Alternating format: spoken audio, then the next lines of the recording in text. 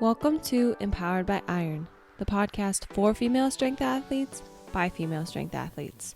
We are your hosts, Dr. Kristin Lander from Fiercely Fuel Nutrition Coaching and Dr. Mary Morton, scientist and weightlifter. Together, we are Empowered by Iron. Hello, ladies. Welcome back to Empowered by Iron. This week, we've got a feels episode for you. And we wanted to talk about something that we posted in our Female Strength Academy Facebook group page, a little discussion there, and then kind of talk about our perspective of this thing that we're going to talk about.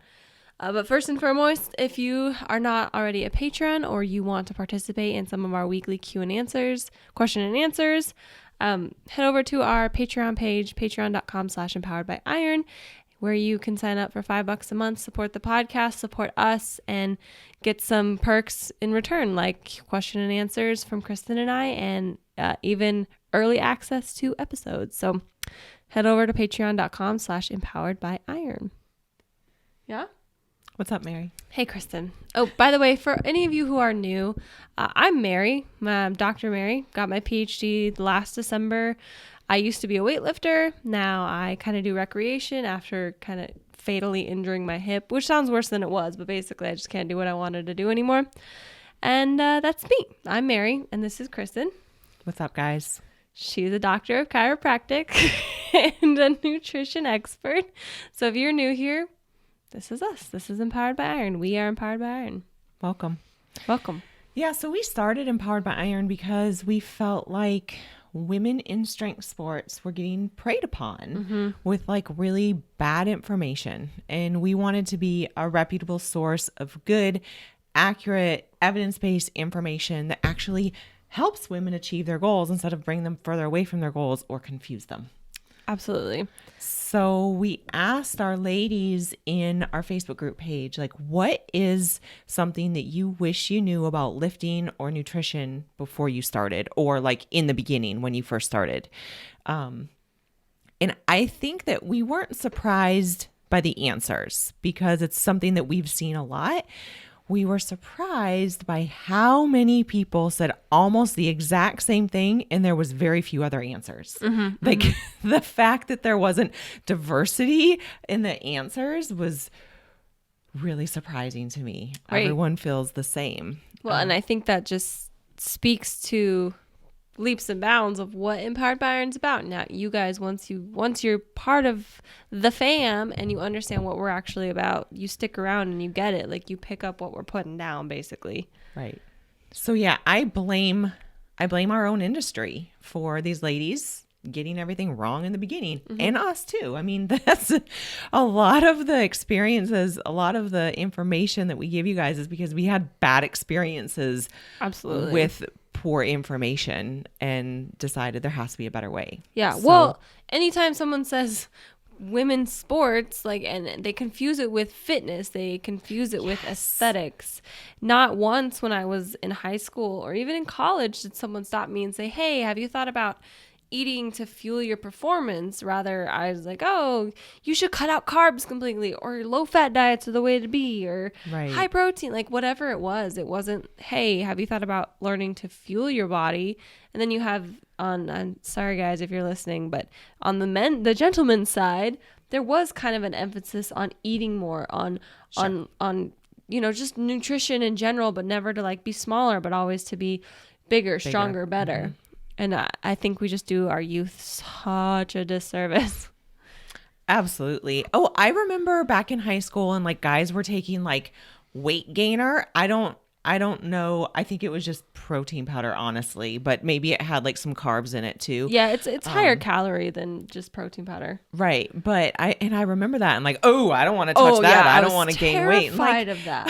It's like I didn't realize like how that was making them gain weight and what kind of weight it was making them gain. But I remember like every guy taking that like on the football team. Well, yeah, but you hear that as a girl, as a young girl who's now being told like you need to be small, you need to lose weight.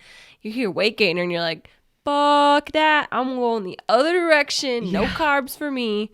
It's screwed up. Yeah. So as Kristin said, we posted in our Facebook group page about this. We wanted to know, what do you wish you knew now based on when you started to now. And a lot of our ladies, we're going to read you some of the comments, but you'll find a theme that's very similar. So one of the comments was, don't be afraid to eat. Surprise. Eat lots and tune out what society tells you, and don't compare yourself to other women. You need to eat big to gain strength and have energy for your workouts. Shocker. Shocker. But we're not taught that in the beginning. No. Yeah. So another person said, eat your carbs. Yes. Yes. You need carbs. Carbs are really, really important fuel. Another girl said, I wish I knew the importance of carbs and lifting. Really just how important food is to fuel the body. Mm-hmm. And yet another one said, I wish I focused earlier on eating to get stronger instead of eating to fit into a weight class. Which is huge. I mean, whenever someone seems they get into the sport, they look at records, right? We all look at records. And then we look, oh, what if well, the weight class down for me is lifting what I'm lifting. I'm just going to cut 30 pounds to get there. And you're like, wait a minute. But if you cut 30 pounds, that's going to affect your total, you know? It's going to affect even if you're able to maintain all your strength, you're missing out on strength gains that you would have had if you weren't cutting weight. Mm-hmm. Yeah. Don't cut weight too early. No. Another person said, I thought this was a really interesting take. She said, honestly, I was sweating the small stuff like nutrient timing and would get anxious if I didn't have the right food at the right time. As a master's weightlifter who's not going to break any records, the small stuff affects my performance 2%. Eating enough of a healthy, home-cooked, balanced diet is 98%. And that's so true. I think people get really focused on like what supplement is going to help them, or like eating every 3 to 4 hours or whatever. And really what matters, like you have to get the big stuff right first. So she's right. Yeah. You have to be eating the appropriate amount of food first before. We teach that in our Eat for Strength class, that like if you're not getting your protein amounts right and your carb amounts right and your fat amounts right, forget all the timing, forget all that stuff, because that's not as important. Yeah. It's important if you want to optimize things. Yeah, but you can't optimize nothing. You can't optimize something when you're already not doing the thing you're supposed to be doing. Right. And every research article that we've read and we've based all of our stuff on, when it comes down to like specifically protein, it is the amount. It is the total amount. Yes, you can optimize it better by spacing it out through the day. Yes, there are better quality proteins, but if you aren't eating the bare minimum, if you don't have that base pyramid, it doesn't matter if you're eating 7 times a day. Like, it doesn't matter. Totally. Yeah. You're totally right. So the next comment was recording her food and tracking macros, like actually paying attention to what you're eating. That's why I think a lot of these diets, like high carb, low fat, high fat, whatever diet fad was, you know, popular at whatever period in time, people followed because it was less work. They were sold this like super easy template of, I just have to eat no fat. Yeah. Easy. And we as athletes, that's not going to work for us. Our hormones are going to fall off the cliff. We're not going to have good performance. Like, we have to pay attention to what and how much of what we're eating. Well, and a lot of that stuff started, so fat is 9 calories per gram. Mm-hmm. Carbohydrates are 4 calories per gram. So is protein. So fats are really calorically dense. Mm-hmm. So if you look at like a little tablespoon of butter, probably has about 14 grams of fat in it, maybe a little less depending on the butter. But whereas you could look at the same amount of calories in carbs and you're going to get like more food on your plate, right? So that was the thinking, was like cut out fats or eat low fats, because that's just a way to reduce your overall caloric consumption. Yeah, which makes sense, but there's so many other consequences on the other end, right? Right. And then same with carbohydrates. Like, that's why these things work, because there's no magic behind them. It's just a way of reducing your caloric consumption. It's math. Yeah, it's math. So I think back to when I was training hard and when I wasn't counting macros, I was paying attention to how much food I needed, but like, I had no concept of how much food I needed. Like, I had been living for years, like overeating, undereating, like yo-yo dieting, basically. And then I would just cut out entire, like, I'm not going to have any sugar. I'm not going to have any carbs. I'm not going to have like whatever. Like my carbs would only come from sweet potatoes or, following like a paleo type diet. Mm-hmm. And I just didn't understand how to properly fuel myself. And so I think for a lot of people, even if like tracking macros, if you can't do it for the long haul, like that's not a good thing for you. Right. It is a really good tool for you to go, okay, how many calories do I need? And like track for a couple of days so that you at least have a concept of how much food that actually is. Yeah, and my girls who I have do that. Like, yes, intuitive eating, you need to learn how to eat with what your body wants, but you also need to make sure you're eating enough of things. Right. So our body needs things. Yeah, and so even in our Eat for Strength course, like every time that an intuitive eater comes on board, I'm like, listen, I know I sold you on intuitive eating, but the first thing I need you to do is track what you're eating this week. And I'm not saying like you need to, I don't want to discourage any of you who want to do it. I'm not saying you have to be so precise and, oh my God, if you're off a little bit. I want a guesstimation, because even though we're eating intuitively, we still need to eat enough protein. We still need to time our carbs right. We still need to have a certain amount of fat. And so if you don't know what you're taking in, how do you make adjustments if you don't know what you're eating? Exactly. Basically. Yeah. Exactly. So another woman said, I love this. She said that it's my choice what I eat, not the restaurant's. So if the menu says it comes with fries, I don't have to eat them. I can swap them to vegetables or whatever. I think that's super powerful for us to understand. Like, it's our choice. Yes. What we're putting in our body. Just because something is served to you doesn't mean you have to eat it. Now, if you want to eat the fries, there's nothing wrong with that. But if they don't fit your goals at the moment, or they don't fit your goals like literally for that meal, then don't eat them. You don't have to. Like, it's your responsibility. You get to choose. That's such a silly concept, but it's also so powerful. Very powerful. If any of us, if you listening have done this where you were on the chicken and broccoli diet, I was on it, it was horrible, but you eat chicken and broccoli like every single meal, you are scarfing that meal down. You're eating that entire meal because that's all you're going to get. It's nothing, and you're still hungry afterwards. So breaking that habit of, oh my God, I need to finish my plate because this is all that I have, is so empowering. It's something that I teach our intuitive eating ladies. Like, yes, you may have a full half a plate left, but it doesn't mean you have to scarf it down. You don't have to eat it. Put it away. And that is like the dumbest thing that I've recognized, but it's so powerful to be like, I'm going to put this away. I'm going to eat it tomorrow, or I'm not going to eat it tomorrow, or I'm going to let my husband eat it, or I'm going to bring it as a leftover for something else. Just having that power of saying, yes, this is so delicious and it's my favorite thing in the world, but I'm full. Yeah. It's like so stupid and powerful. I wouldn't say stupid. It's simple. It's really simple. And I think that we overlook keep it simple, stupid.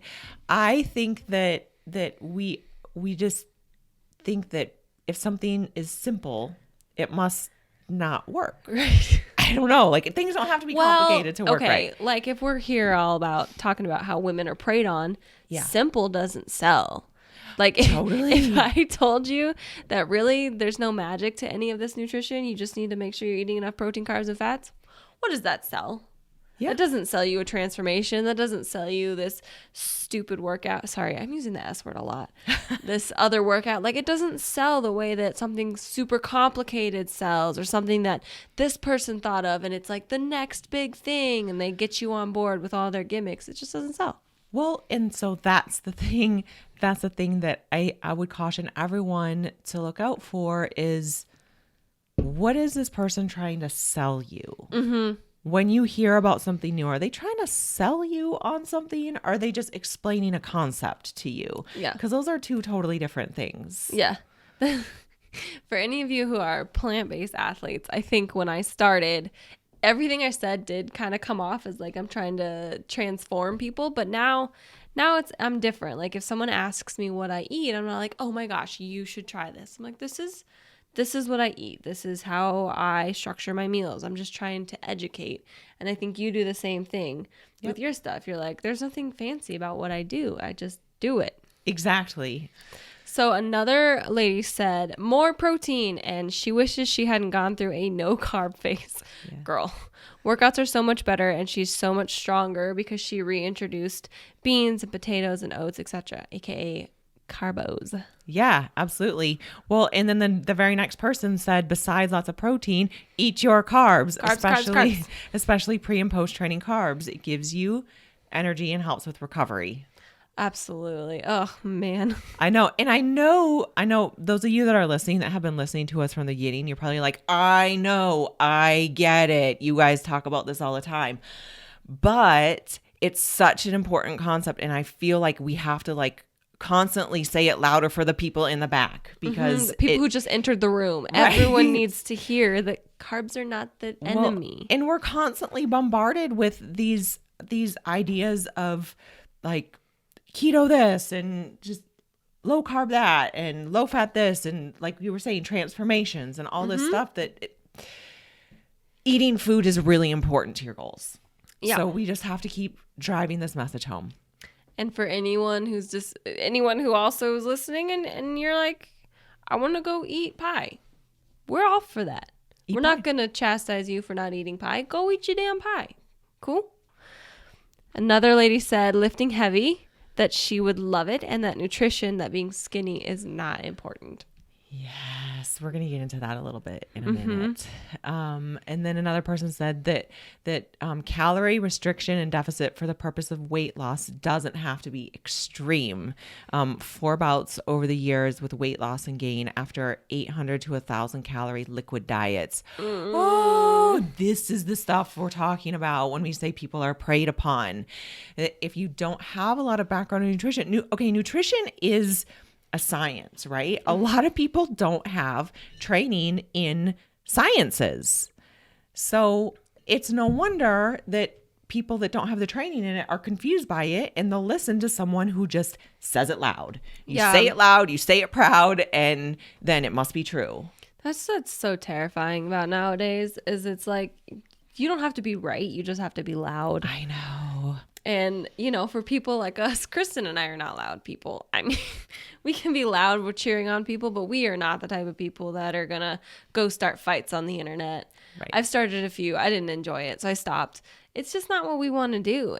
But I think that our intent and our purpose is we just want you to live a happier, healthier life. Like, we want to educate you, give you the tools to be able to do that, and to be able to. And then I think the most important thing is to be able to spot when something isn't right. That's the biggest thing. When someone's trying to sell you on a concept or a product, and you can go, I don't know that this is actually really necessary, and that this is what I need. Yeah. Yeah. And then the last one I think that we'll talk about was that someone said she wished she had started sooner. Yeah. I think we all feel that way. Yeah. We wish we had found lifting sooner. I wish in high school someone would have been like, have you heard of Olympic weightlifting? I think I would have fallen in love with it, because I never felt like a team sport. Yeah. But I just love Olympic weightlifting so much. I remember seeing a news story in my hometown about a female Olympic weightlifter, and I was in high school when I saw it, and I was like, oh my gosh, that looks so fun, but I didn't know what it was called. I didn't know how to find it. I didn't because we're talking like mid-90s here, which is, I'm not even sure the first year it was allowed in the Olympics as a female sport, but it was probably around there. I feel like 96 pops in my brain. Yeah, it was. Don't quote us on that. It was somewhere in the 90s. So it was like women in Olympic weightlifting was a very new thing, at least at the Olympic level. Could you imagine describing that? I want to do the sport with the metal thing and then the throwing it. Yeah, I remember watching her. They were like filming her doing jerks, and I was like, that looks so much fun. And I just hadn't, like, how do you find that? Yeah. You can bet your ass if I have a girl if I ever have children and then one of them's a girl, they're gonna be lifters, whether they want to or not. You are lifting the weights. I'm gonna be that parent. Yeah. So I think we wanted to talk a little bit about the things that we wish we knew back then. I think we've said on this podcast so many times that stories are powerful because everyone learns from our stories, and like sharing information and like what worked and what didn't work. I think that's part of what makes the strength community unique. Like no one keeps these things secrets; they're shared. And I think, and if they do, and they're trying to sell you a $200 ebook. It's not a secret. It's just a gimmick. Right. So I think like one of the things besides the nutrition stuff, because that I think we can summarize and say we wish we had learned about eating carbs sooner. We wish we would have learned about nutrient timing, and wish we would have learned just eat more, eat for your goals, eat to get strong. Right. Because I think we all associate like, well, if you eat a lot of food, you're going to get fat. Yeah. Or I should say that you're going to gain body fat, which is something that terrifies a lot of people. Mm-hmm. They don't want to gain more fat. We have been programmed that we're supposed to be losing fat. All the time.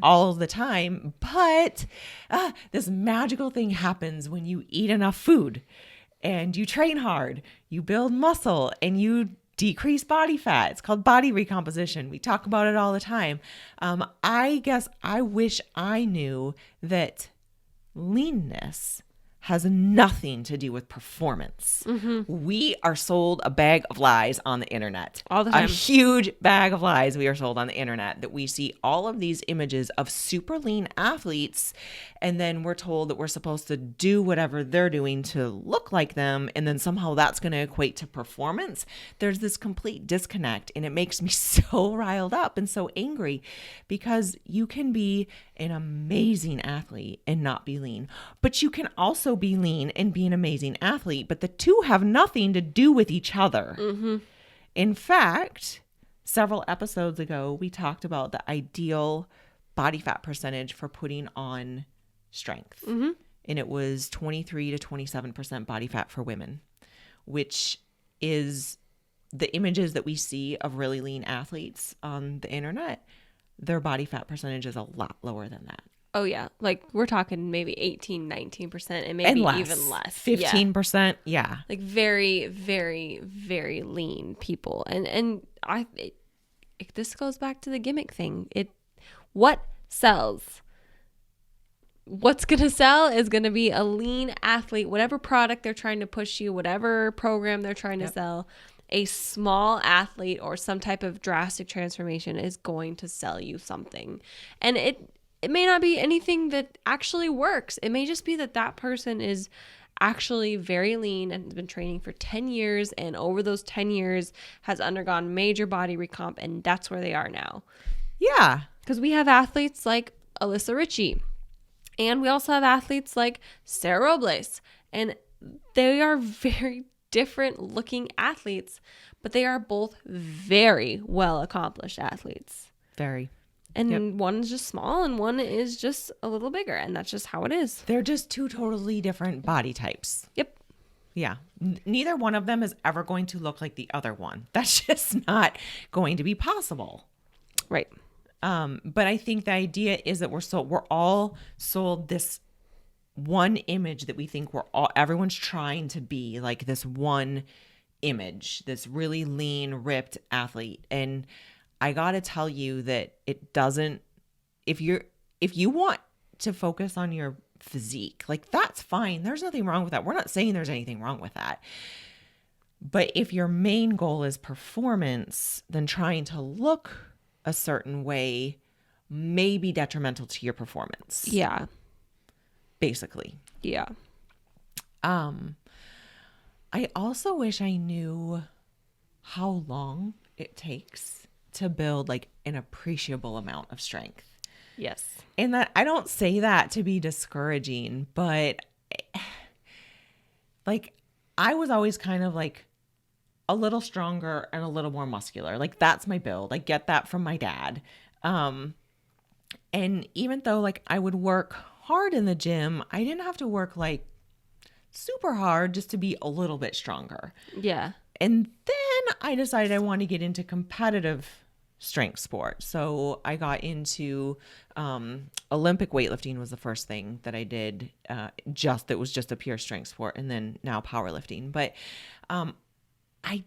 I just didn't understand, like, you make beginner gains, and I knew that there were beginner gains, and I knew that they would stop, but I didn't realize, my brain knew, but my heart didn't know that just like how non-linear strength happens. Yeah. And it's not this linear progression. Like, of course, when you're getting newbie gains, like, you're constantly PRing, but you're going to get to a point where, like, in Olympic weightlifting, where, like, you're PRing your clean and jerk like crazy, but your snatch is like going down the tubes in fast. the toilet. Yeah. Or in powerlifting, your bench is going up, up, up, but your squat's going down, down, down. Or maybe everything's going down. Or, like, it takes time. And I think that every seasoned athlete understands that, like, you get to a point where it's like, okay.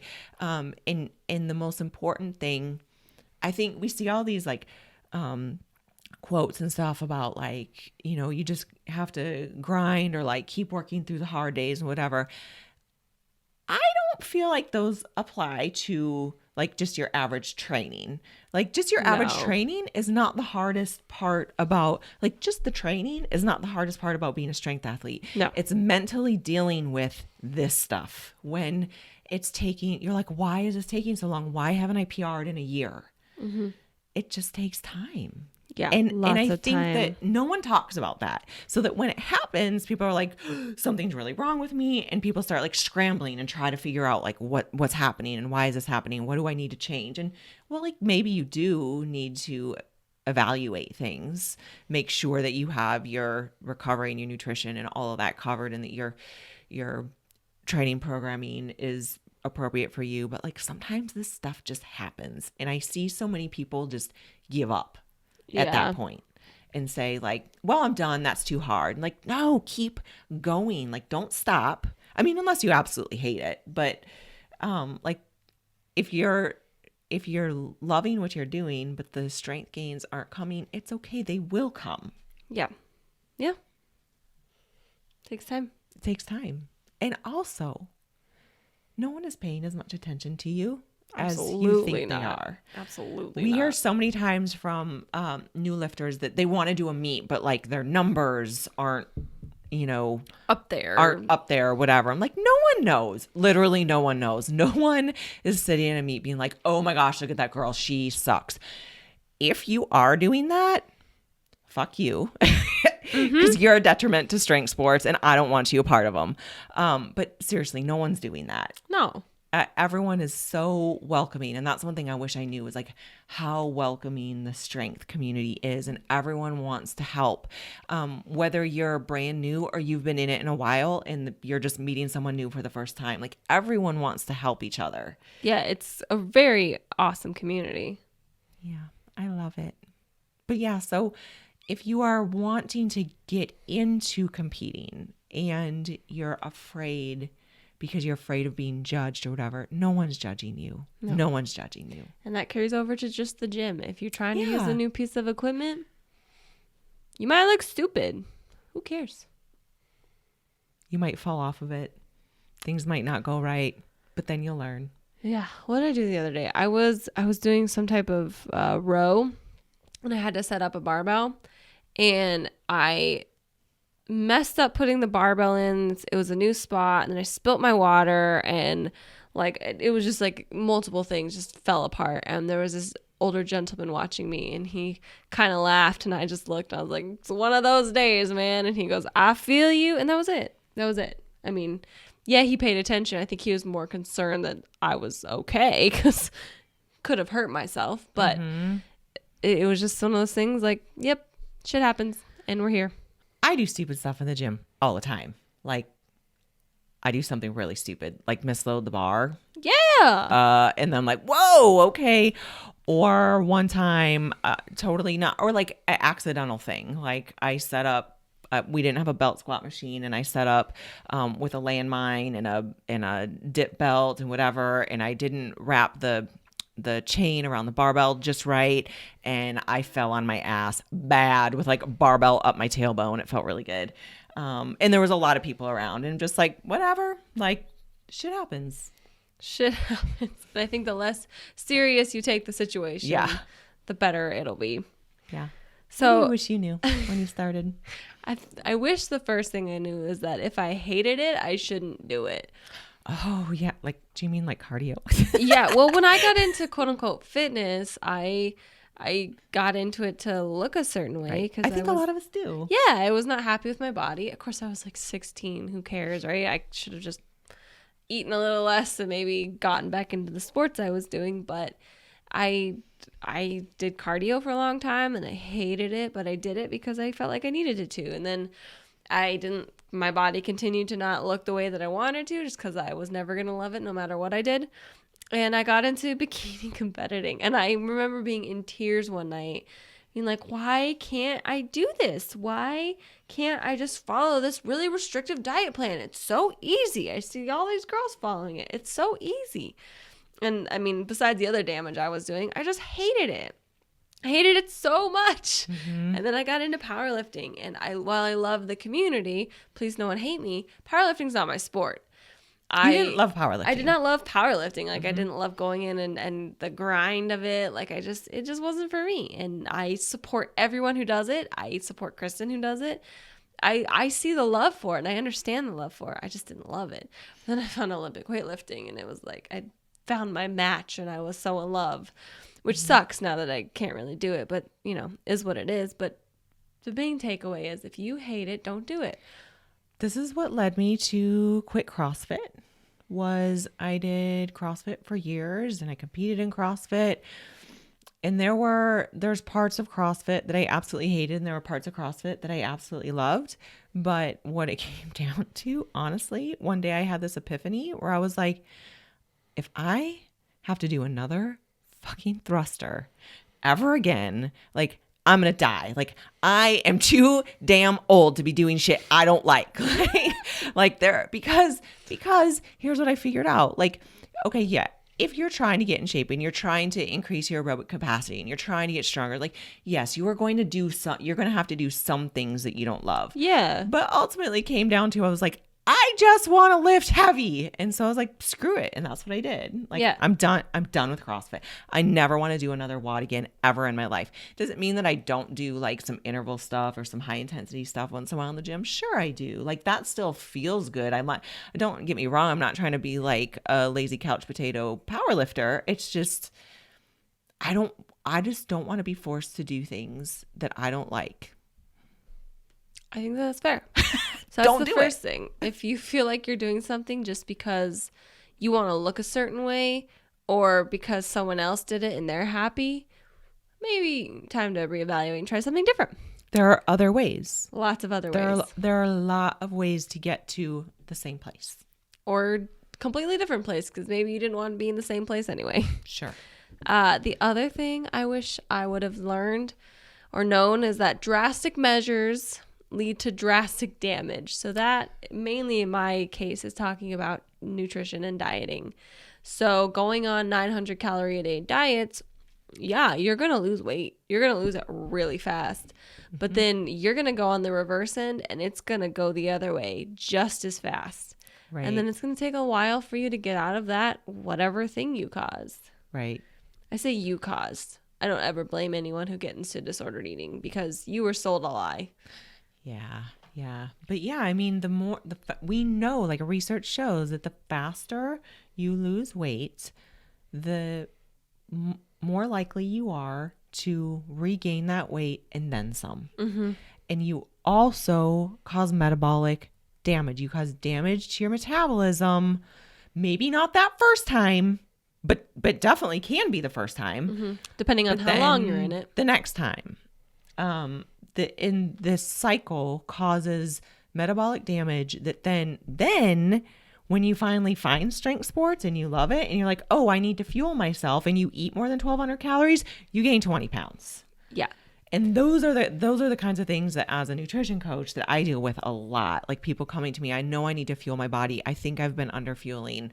And then we have to go through we kind of have to work backwards, and it sucks. Yeah. Like sometimes you have to take people further away from their goal in order to eventually get them to their goal. And it's because we were all just sold really bad information. Really bad information. So if you're doing something drastic, hoping it'll be permanent, it won't.